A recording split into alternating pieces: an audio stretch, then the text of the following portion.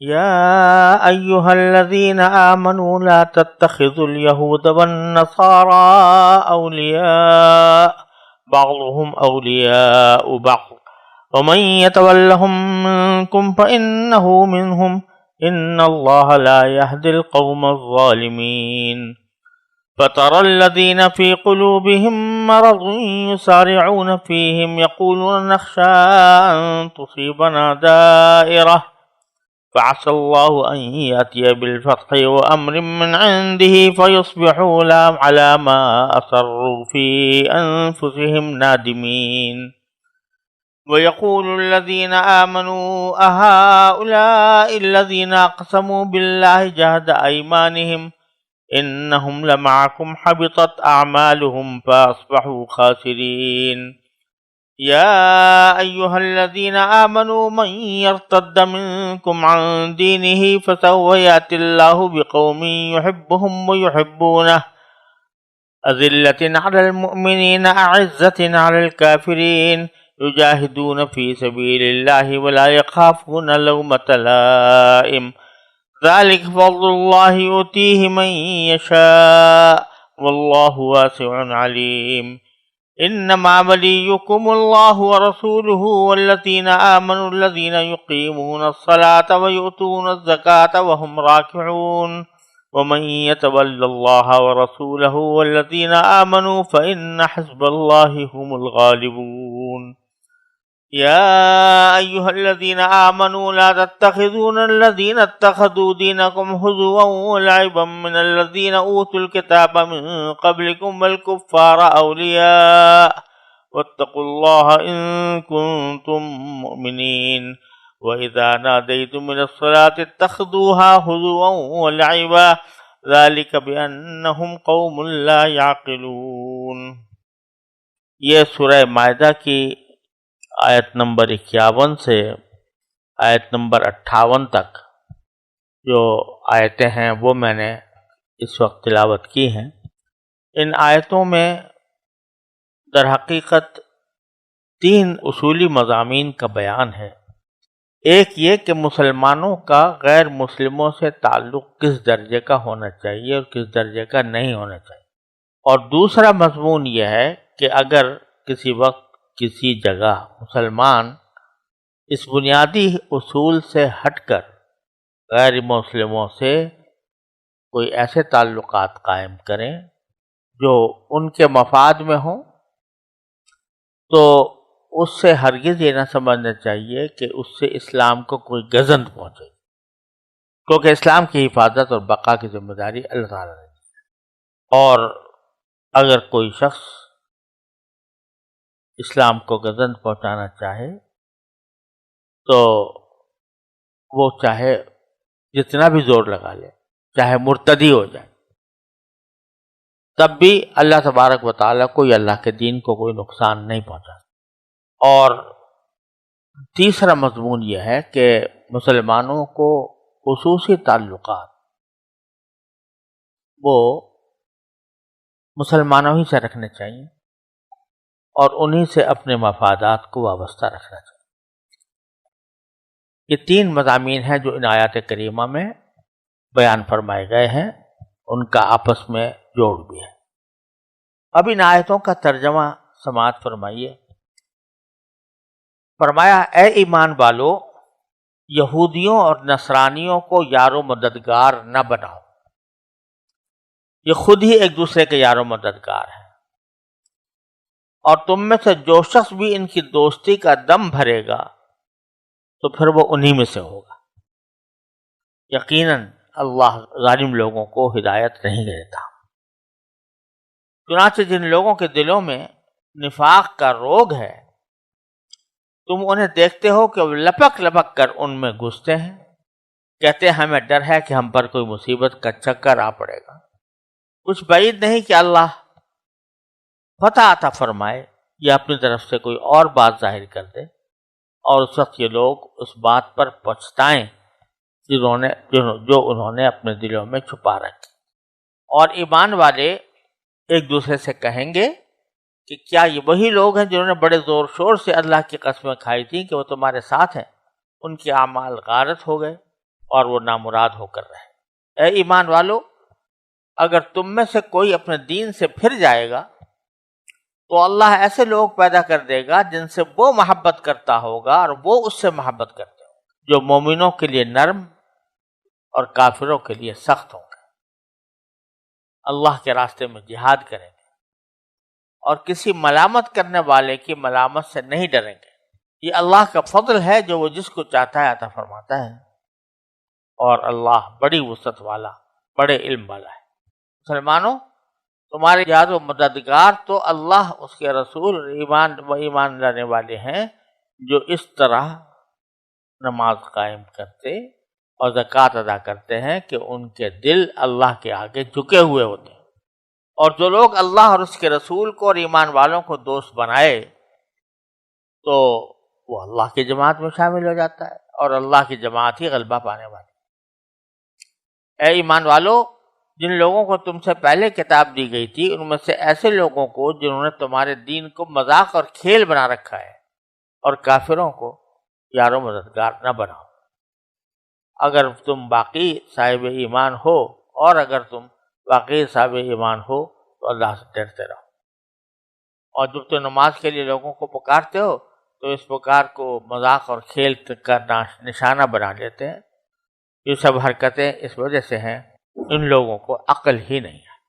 اس میں سب سے پہلی آیت میں وہ پہلا مضمون بیان ہوا ہے کہ تم یہود و نصاروں کو اولیاء نہ بناؤ۔ لفظ جو استعمال فرمایا ہے قرآن کریم نے وہ اولیاء کا لفظ ہے، جو جمع ہے ولی کی۔ ولی کے معنی دوست کے بھی ہوتے ہیں، اس کے معنی سرپرست کے بھی ہوتے ہیں، اس کے معنی نگراں کے بھی ہوتے ہیں۔ تو یہاں جو مراد ہے اس کی کچھ تفصیل ہم سورہ آل عمران میں بیان کر چکے ہیں، وہاں گزر چکی ہے کہ در حقیقت دوستی کے مختلف طریقے ہوتے ہیں۔ ایک طریقہ یہ ہوتا ہے کہ آدمی کی دوستی ہے لیکن ملنا جلنا ہے، آپس میں خوش کلامی بھی ہو جاتی ہے۔ یہ اس قسم کی دوستی نہ کسی غیر مسلم سے منع نہیں، لیکن ایک دوستی وہ ہوتی ہے کہ جس میں دونوں دوستوں کا مقصد زندگی ایک ہو جائے، جو عقیدہ وہ رکھتا ہو یہ بھی رکھتا ہو، جو عمل وہ کرتا ہو یہ بھی کرتا ہو، تو دونوں کے مقصد زندگی متحد ہو جائے۔ یہاں جس چیز سے منع فرمایا گیا ہے وہ اس قسم کی دوستی ہے کہ تم یہود و نصارہ کو ایسے دوست نہ بناؤ کہ تمہارا ان کا بالکل جیسا ایک ہی عقیدہ نظر آئے، ایک ہی عمل نظر آئے، ایک ہی مقصد زندگی نظر آئے۔ البتہ دنیاوی معاملات میں ان کے ساتھ اس کا سلوک بھی ہو سکتا ہے، ان کے ساتھ تجارتی تعلقات بھی قائم کیے جا سکتے ہیں، ان کے ساتھ معاملات بھی ہو سکتے ہیں، اور یہاں تک کہ جنگ کے دوران صلح کا معاملہ بھی ان کے ساتھ ہو سکتا ہے، اور صلح کا معاملہ ہو جائے تو پھر ان کے خلاف کوئی کارروائی جائز نہیں رہتی۔ تو اس لیے یہاں جو فرمایا جا رہا ہے کہ اے ایمان والو، تم یہودیوں اور نصرانیوں کو یار و مددگار نہ بناؤ۔ ہم نے ترجمہ اس کا کیا یار و مددگار، تو ایسا کہ بس سارا بھروسہ انہی پہ کر لیا، جو کچھ بھی کام کریں گے وہ ان کے بھروسے پر کریں گے، ان کے ساتھ ہمارے تعلقات ایسے ہوں گے جیسے کہ ہمارے اور ان کے مقصد زندگی میں کوئی فرق نہیں۔ تو اس کو منع فرمائیں۔ جہاں تک حسن سلوک کا تعلق ہے، کوئی پڑوسی غیر مسلم ہے اس کے ساتھ حسن سلوک کرنا، اس کے ساتھ اٹھنا بیٹھنا، اس کو اپنی کسی خوش کلامی سے خوش کر دینا، یہ ساری باتیں عین جیسے جائز ہیں بلکہ مطلوب ہے، ایک مسلمان سے مطلوب ہے۔ لا ينهاكم الله عن الذين لم يقاتلوكم في الدين ولم يخرجوكم من ديارهم ان تبروهم وتقسطوا إليهم۔ کہ اللہ تبارک و تعالیٰ تمہیں اس بات سے منع نہیں کرتا کہ جن لوگوں نے تمہارے ساتھ کوئی لڑائی نہیں کی، تمہیں اپنے گھروں سے نکالا نہیں، یعنی تمہارے ساتھ پرامن رہے، تو ان کے ساتھ اگر تم کوئی معاملہ کر لو نیکی کا، انصاف کا، تو اس میں اللہ تعالیٰ تمہیں منع نہیں کرتا اس بات سے۔ تو یہاں پر بھی وہی بات ہے۔ اور اصل میں یہ اس کا پس منظر یہ ہے کہ کچھ لوگ تھے جو ظاہر میں تو اپنے آپ کو کہہ دیتے تھے کہ ہم مسلمان ہیں، مسلمانوں کے پاس آنا جانا بھی تھا، اور مسلمانوں کے سامنے کہتے بھی تھے کہ ہم ایمان لے آئے ہیں، لیکن ان کا اٹھنا بیٹھنا اور کثرت سے تعلقات وہ یہودیوں کے ساتھ ہے۔ اور در حقیقت ان کے دل میں یہ بات تھی، اندر تو یہ بات تھی کہ وہ ایسا کرنا چاہتے تھے کہ یہودیوں سے بھی تعلق رہے اور مسلمانوں کو بھی دھوکہ دیتے رہیں کہ بھئی ہم مسلمان ہیں۔ تو یہودیوں کو تعلق رکھنے سے مقصد ان کا یہ تھا کہ کچھ پتہ نہیں چل رہا کہ رسول کریم صلی اللہ علیہ وسلم کی یہ دعوت اور آپ کا یہ کام، آپ کا یہ دین آگے بڑھے گا یا نہیں، جزیرہ عرب میں اس کو قبولیت حاصل ہوگی یا نہیں، رسول کریم صلی اللہ علیہ وسلم فتح پائیں گے یا مشرکین کو فتح حاصل ہوگی۔ لہٰذا وہ چاہتے تھے کہ ان کے ساتھ بھی اپنے تعلقات برقرار رکھیں اور اچھی طریقے سے ان سے ملتے رہیں، بلکہ ان کے ساتھ تعاون بھی کریں، تو تاکہ اگر کبھی موقع آئے رسول کریم صلی اللہ علیہ وسلم اور آپ کے صحابہ کسی وقت شکست کھا جائیں اعوذ باللہ، تو ہم آرام سے یہودیوں کے ساتھ جا کے مل سکیں۔ یہ ان کی تجویز تھی۔ اب جب مسلمان ان کو دیکھتے کہ بھئی یہ یہودیوں کے ساتھ اٹھنا بیٹھنا بہت ہو رہا ہے ان کا، تو ان سے پوچھتے کہ بھئی تم زیادہ تر وہاں رہتے ہو، ان کے ساتھ بہت گھل مل کر رہ رہے ہو، تو کیا وجہ ہے؟ تو اس کا جواب وہ ایک مہم لفظ سے دیتے ہیں، عسیٰ ان تصیبنا دائرہ، کہ ہمیں اندیشہ ہے کہ ہمیں کوئی چکر نہ پڑ جائے ہمارے اوپر۔ اب کیا مطلب چکر نہ پڑ جائے؟ اس کا ظاہری مطلب تو یہ تھا کہ بھئی یہ جو یہودی لوگ ہیں یہ مالدار لوگ ہیں اور ساہوکار ہیں، ہم بوقت ضرورت ان سے قرضے لیتے ہیں، اگر ہم ان کے ساتھ دوستی نہیں رکھیں گے، ان کے ساتھ گھلے ملیں گے نہیں، تو ہمیں یہ جو قرضے دیتے ہیں وہ قرضے دینے بند ہو جائیں گے، تمہارے اوپر چکر پڑ جائے گا۔ ظاہری مفہوم تو یہ تھا، اور اندر سے مفہوم یہ تھا کہ ہمیں اندیشہ ہے کہ اگر مسلمان مغلوب ہو گئے اور یہ غالب آ گئے، تمہارے اوپر ان کا چکر پڑ جائے گا کہ یہ آئندہ ہم سے تعلقات نہیں رکھیں گے، ہمیں جو قرض دیا کرتے ہیں یا کوئی مدد کرتے ہیں وہ ہماری ختم ہو جائے گی۔ یہ مطلب تھا۔ تو اس کا ذکر باری تعالیٰ فرما رہے ہیں کہ اے ایمان والو، لا تتخذوا الیہود والنصارى، یہودی اور نصارہ کو نہ بناؤ۔ کیا نہ بناؤ؟ اولیاء، اپنا سرپرست، اپنا نگراں، اپنا دوست، اور دوست اس معنی میں جو میں نے ابھی عرض کیا۔ بعضهم اولیاء بعض، یہ خود ایک دوسرے کے ولی ہیں، ایک دوسرے کے حمایتی مددگار ہیں۔ مطلب ہے کہ انہوں نے تو ساری کچھ اپنی زندگی کا جو مقصد بنا رکھا ہے کہ وہ دنیاوی فوائد ہیں، تو دنیاوی فوائد کے اعتبار سے ایک دوسرے کی مدد کرتے رہتے ہیں، کرنے دو، لیکن کوئی مسلمان کو نہیں چاہیے کہ وہ ان کے پاس اس طرح سے جائے۔ وَمَن يَتَوَلَّهُم مِّنكُمْ، اور تم میں سے جو شخص ان کے ساتھ یہ تعلقات رکھے گا، فَإِنَّهُ مِنْهُمْ، تو وہ پھر انہی میں سے سمجھا جائے گا۔ یہ بھی یہودی ہے جو یہودیوں کے ساتھ اتنا تعلق رکھ رہا ہے۔ ان اللہ لا یہدی القوم الظالمین، بے شک اللہ تعالیٰ ظالم لوگوں کو ہدایت نہیں دیا کرتا۔ اب آگے فرماتے ہیں کہ فَتَرَى الَّذِينَ فِي قُلُوبِهِم مَّرَضٌ يُسَارِعُونَ فِيهِمْ، آپ دیکھیں گے ان لوگوں کو جن کے دلوں میں بیماری ہے، روگ ہے، اور اس سے مراد ہے منافقین، یعنی جو بظاہر ایمان لے آئے ہیں لیکن دل میں ان کے بیماری ہے، روگ ہے، تو وہ کیا کرتے ہیں؟ وہ بھاگ بھاگ کے جاتے ہیں ان کے پاس، یسارعون فیہ، یقولون، اور جب ان سے پوچھا جاتا ہے کیوں گئے تو یقولون نخشی ان تصیبنا دائرہ، ہمیں اندیشہ ہے کہ ہمیں کوئی چکر نہ پڑ جائے، اس واسطے ہم ان کے پاس جاتے ہیں۔ اب اللہ تعالیٰ فرماتے ہیں تم تو دل میں یہ سوچے ہوئے ہو کہ بھائی یہ مسلمان مغلوب ہو جائیں گے اور کسی وقت اہل عرب غالب آ جائیں گے، تو اس کے نتیجے میں ہماری پریشانی نہ ہو، اس قرض سے تم ان کے ساتھ تعلقات جوڑے بیٹھے ہو۔ حالانکہ ہونے کیا والا ہے؟ ہونے والا یہ ہے کہ آخر میں نشانی غالب آئے گی اللہ کے رسول صلی اللہ علیہ وسلم، اور وہ انہی کو فتح نصیب ہوگی۔ سارا جزیرہ عرب مسلمان ہو جائے گا، رسول کریم صلی اللہ علیہ وسلم کا تابع ہو جائے گا۔ اس وقت تمہارا کیا حال ہوگا؟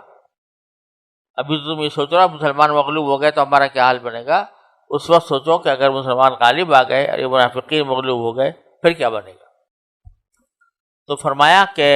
آپ دیکھو گے ان لوگوں کو جن کے دلوں میں مرض ہے کہ وہ یسارعون فیہم، وہ لبک لبک کر جاتے ہیں ان غیر مسلموں یہودیوں کے پاس، یقولون نخشی ان تصیبنا دائرہ، اور وجہ یہ بیان کرتے ہیں کہ ہمیں یہ کہتے ہیں کہ ہمیں ڈر ہے کہ ہمیں کوئی چکر راہ پکڑے گئے۔ تو وہ چکر وہی بات ہے کہ مسلمان غالب آ گئے تو ہمارے لیے مشکل ہوگی۔ فَعَسَى اللَّهُ أَن يَأْتِيَ بِالْفَتْحِ وَأَمْرٍ مِّنْ عِندِهِ۔ اب یہ تو یہ کہہ رہے ہیں کہ بھئی مسلمان مغلوب ہو جائیں، اللہ تبارک و تعالیٰ سے کیا بعید ہے کہ وہ اللہ تعالیٰ فتح عطا فرما دے اپنی طرف سے۔ فَيُصْبِحُوا عَلَىٰ مَا أَصَرُّوا فِي أَنفُسِهِمْ نَادِمِينَ، تو یہ پھر جو انہوں نے دلوں میں اپنے خفیہ باتیں کی تھی نا، دلوں میں جو باتیں کی تھی کہ یہ غالب آ جائیں گے تو ہم ان کے سے فوائد حاصل کریں گے اور مسلمانوں کو مغلوب کر دیں،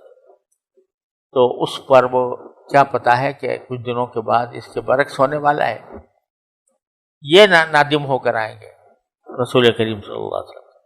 وَيَقُولُ الَّذِينَ آمَنُوا أَهَٰؤُلَاءِ الَّذِينَ أَقْسَمُوا بِاللَّهِ جَهْدَ أَيْمَانِهِمْ إِنَّهُمْ لَمَعَكُمْ، کہتے ہیں اس وقت جب کہ یہ غیر مسلموں سے مدد لے کر خوش ہو رہے ہوں گے تو اس وقت مومن لوگ یہ کہیں گے کہ کیا یہی وہ لوگ ہیں أَهَٰؤُلَاءِ الَّذِينَ أَقْسَمُوا جَهْدَ أَيْمَانِهِمْ، کیا یہ وہی لوگ ہیں جنہوں نے قسمیں کھائی تھی بڑے زور زور سے کہ إِنَّهُمْ لَمَعَكُمْ، کہ یہ تمہارے ساتھ ہیں، مسلمانوں کے ساتھ ہیں۔ یہ وہی لوگ ہیں، قسمیں کھا کر کہا تھا کہ مسلمانوں کے ساتھ، لیکن جب وقت پڑا تو جا کر کافروں سے مل گئے اور ان سے مل کر اپنے آپ کی جان بچانے کی کوشش۔ حبطت اعمالهم، لہذا ان کے اعمال حبط ہو گئے ہیں، یعنی وہ اعمال کسی فائدے کی چیز نہیں رہے ان کے پاس، بلکہ وہ ان کے اعمال کا جو فائدہ ہے وہ ضائع ہو گیا۔ فاصبحوا خاسرین، اور وہ ناکام اور نامراد لوگوں میں شامل ہو۔ اب آگے باری تعالیٰ فرماتے ہیں وہ دوسرا مضمون کہ کوئی شخص اگر اللہ تعالیٰ کے احکام پر عمل نہیں کرتا وہ تو کیا اللہ تعالیٰ کو نقصان پہنچاتا، اگر کوئی مرتد بھی ہو جائے تو اللہ تبارک و تعالیٰ کو ذرہ برابر نقصان نہیں ہوا۔ یا ایھا الذین آمنوا من یرتد منکم عن دینہ، اے ایمان والو تم میں سے کوئی شخص اگر دین سے مرتد ہو جائے یعنی پھر جائے، فسوف یأتی اللہ بقوم یحبهم، تو یہ نہ سمجھے کہ اس نے اللہ میاں کو کچھ نقصان پہنچا دیا اپنے ارتداد سے۔ ارے اللہ تعالیٰ جب چاہے گا تو تمہاری جگہ ایک ایسی قوم لے آئے گا جو اللہ تعالیٰ سے محبت کرتی ہوگی، اللہ اس سے محبت کرتا ہوگا۔ ابھی تو تمہارے ساتھ معاملہ یک طرفہ ہی چل رہا ہے، ہماری طرف سے ہے تعلق اور ہم تمہارے دنیا کے سارے کام پورے کر رہے ہیں، لیکن تم نے جو اپنے فرائض ہیں ان کو بھلایا ہوا ہے۔ تو اس وقت ایسا ہوگا کہ اللہ تبارک و تعالی ایسے قوم لے آئیں گے کہ جو ان سے اللہ محبت کرتا ہوگا اور وہ اللہ سے محبت کرتا ہے، جو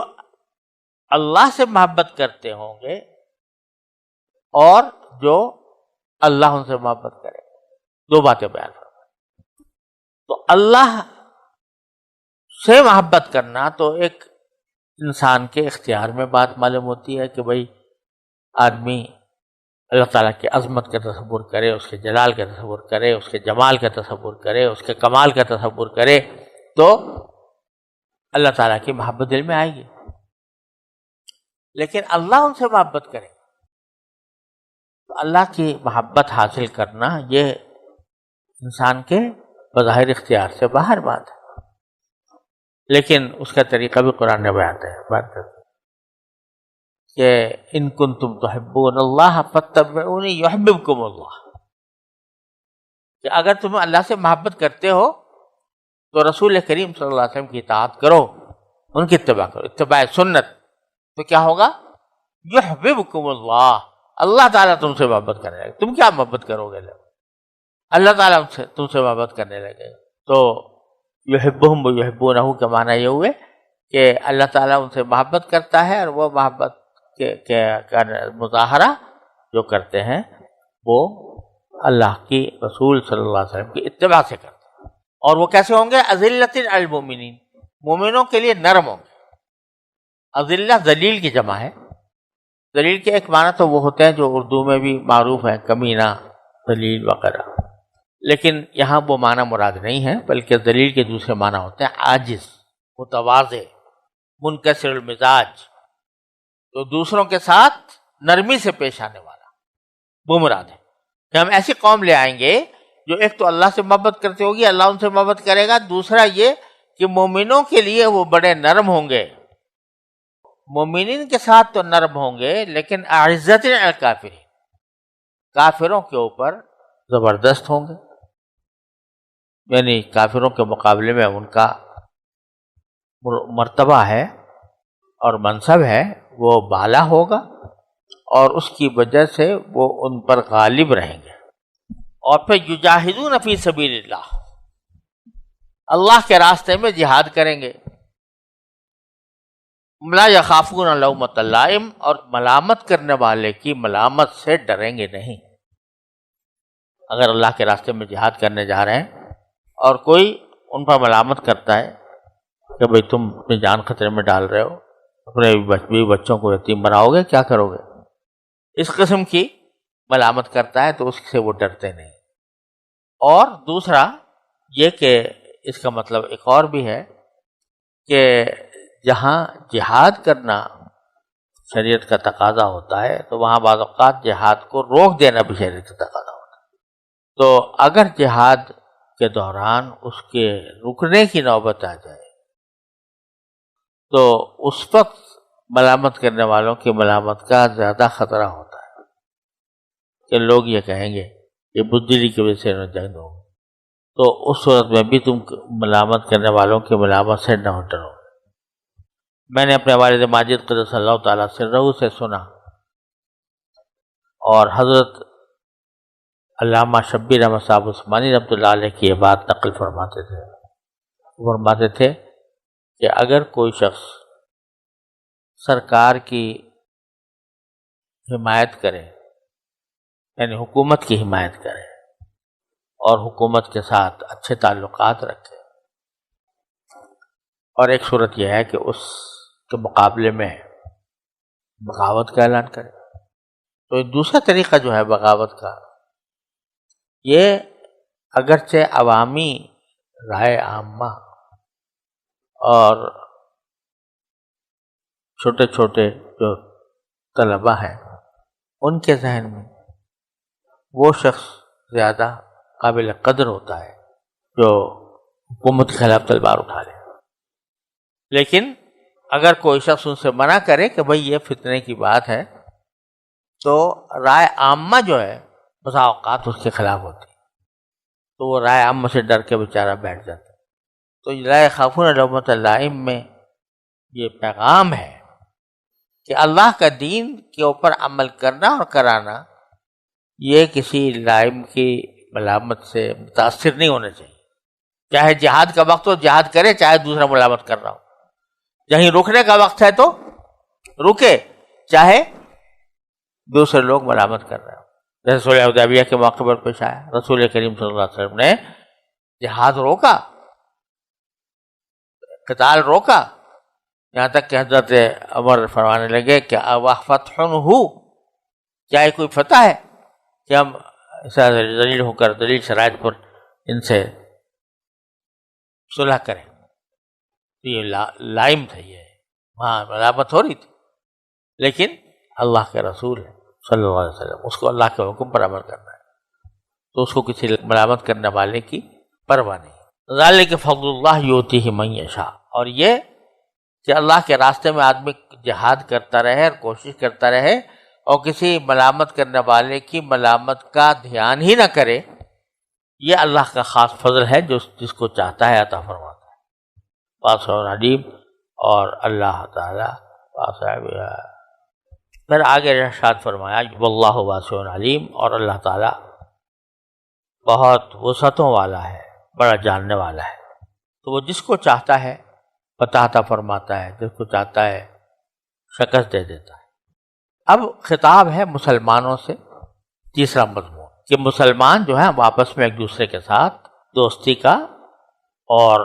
ایک دوسرے کے ہمدردی کا، ایک دوسرے کے یار و مددگار ہونے کا تعلق قائم رکھنا چاہیے ان کو۔ انما ولیکم اللہ ورسولہ والذین آمنوا، تمہارے اصل دوست، اصل یار و مددگار تو وہ ہیں کون؟ اللہ اور اس کا رسول، اور وہ جو ایمان لائے۔ ایمان لانے والے کون؟ الذین یقیمون الصلاۃ، جو نماز قائم کرتے ہیں، ویؤتون الزکاۃ، زکوٰۃ ادا کرتے ہیں۔ یہ دو جو ستون ہیں اسلام کے، جن کا قرآن کریم ہر جگہ ذکر فرماتا ہے، تو اس سے معلوم ہوتا ہے کہ اسلام کا جو سب سے بڑا مظاہرہ ہے وہ نماز میں ہوتا ہے، اور نماز بھی باجماعت نماز۔ تو وہ لوگ ہیں جو نماز قائم کرتے ہیں اور زکوٰۃ ادا کرتے ہیں، وہم راکعون، اس طرح کہ وہ جھکے ہوئے ہوتے ہیں اللہ تعالیٰ کے سامنے۔ یہاں راکعون راکع کی جمع ہے، جس کا معنی رکوع کرنے والا۔ تمہارے اصل یار و مددگار کون ہیں؟ اللہ اور اس کا رسول، اور وہ لوگ جو ایمان لائے ہیں۔ الذین یقیمون الصلاۃ ویؤتون الزکاۃ، جو نماز قائم کرتے ہیں اور زکوٰۃ ادا کرتے ہیں، وہم راکعون، اس حالت میں کہ وہ جھکے ہوئے ہوتے ہیں اللہ کے ہاتھ، ان کے دل جھکے ہوئے ہوتے ہیں۔ راکع اصل میں رکوع سے نکلا ہے، جس کے معنی ہے رکوع کرنا۔ تو رکوع کا ایک اصطلاحی مفہوم ہے جو ہر مسلمان جانتا ہے کہ نماز کے اندر سجدے سے پہلے ایک مرتبہ اللہ تعالیٰ کے سامنے جھکتے ہیں کھڑے کھڑے، جس کو رکوع کہا جاتا ہے۔ یہاں وہ مراد نہیں ہے، کیونکہ رکوع کی کوئی خصوصیت نہیں، نماز میں تو رکوع بھی ہے، سجدہ بھی ہے، سبھی کچھ ہے، لیکن یہاں رکع کے لفظی معنی مراد ہے۔ رکوع، رکع یرکع کے معنی جھکنا، یعنی وہ جو نماز قائم کرتے ہیں اس حالت میں قائم کرتے ہیں کہ ان کے دل جھکے ہوئے ہوتے ہیں اللہ تعالیٰ کی طرف، خشوع مراد ہے، خشوع کے ساتھ ہم۔ پھر فرمایا وَمَن يَتَوَلَّ اللَّهَ وَرَسُولَهُ وَالَّذِينَ آمَنُوا فَإِنَّ حِزْبَ اللَّهِ هُمُ الْغَالِبُونَ، جو اللہ کے ساتھ دوستی رکھے گا، اللہ مددگار بنائے گا، اور اس کے رسول کو اور مومنوں کو، تو یاد رکھو کہ اللہ کا گروہ ہی غالب آنے والا ہے۔ یعنی جو یہ کام کرے گا وہ اللہ کے گروہ میں شامل ہوگا، حزب اللہ میں شامل ہوگا، اور اللہ کا جو گروہ ہے وہی غالب آنے والا ہے۔ پھر دوبارہ فرمایا یا ایھا الذین آمنوا لا تتخذوا الذین اتخذوا دینکم ہزوا ولعبا من الذین اوتوا الکتاب من قبلکم، اے ایمان والو، ان لوگوں کو اولیاء نہ بناؤ، وہی یار و مددگار نہ بناؤ کہ جنہوں نے تمہارے دین کو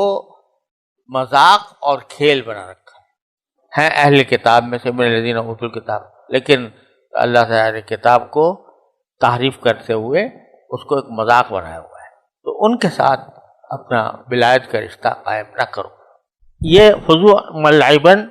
یہ دو مفہوم ہیں اس کے۔ ایک تو ایک کہ کھیل بنایا ہوا ہے قرآن کریم کی، ان کی تورات کی آیتوں کو، کہ وہ جس طرح چاہتے ہیں اس میں تحریف کر لیتے ہیں، اور دوسرا مطلب یہ ہے کہ انہوں نے خود دین کے اندر ایسی چیزیں ایجاد کر دی ہیں جو ہیں تو کھیل کود کے کام، لیکن اس کو دین بنا لیا ہے۔ جیسے کہ بہت سی رسمیں انسان کے زمانے میں انسان کے رفتہ رفتہ پیدا ہو جاتی ہے، شادی بیاہ کی رسمیں ہیں یا فلاں فلاں کام کی رسمیں ہیں، تو اس خاص مواقع کے اوپر مختلف قسم کی رسمیں گھڑی جاتی ہیں، ان کو رسمیں کہا جاتا ہے۔ تو وہ ایسے ہوتے ہیں بسا اوقات کہ وہ بالکل ایسا لگتا ہے کہ یہ کھیل رہے ہیں اور سمجھ رہے ہیں کہ دین کا کام ہو رہا ہے. تو دونوں مفہوم ہیں اس کے. تو ان کو اولیاء نہ بناؤ اور اللہ سے ڈرو اگر تم باقی مومن ہو. ان سے نہ مت ڈرنا، اللہ سے ڈرو. اور ان کا حال تو یہ ہے کہ اذا نادیتم الصلاۃ، جب تم نماز کے لیے اذان دیتے ہو تو اتخذوها ہزوا ولعبا، تو یہ اس کو بھی ہنسی ٹٹا بنا دیتے ہیں، اس کا مذاق اڑاتے ہیں. ذالک بانہم قوم لا یعقلون، اس لیے کہ یہ ایسی قوم ہے جو سمجھ نہیں رکھتی. یعنی ایک تو ہے کسی چیز کا انکار، ایک یہ ہے کہ اس کا ہنسی ٹھٹا بنانا، اس کا ہنسی مذاق بنا دینا، استہزاء کرنا. یہ انکار سے آگے کی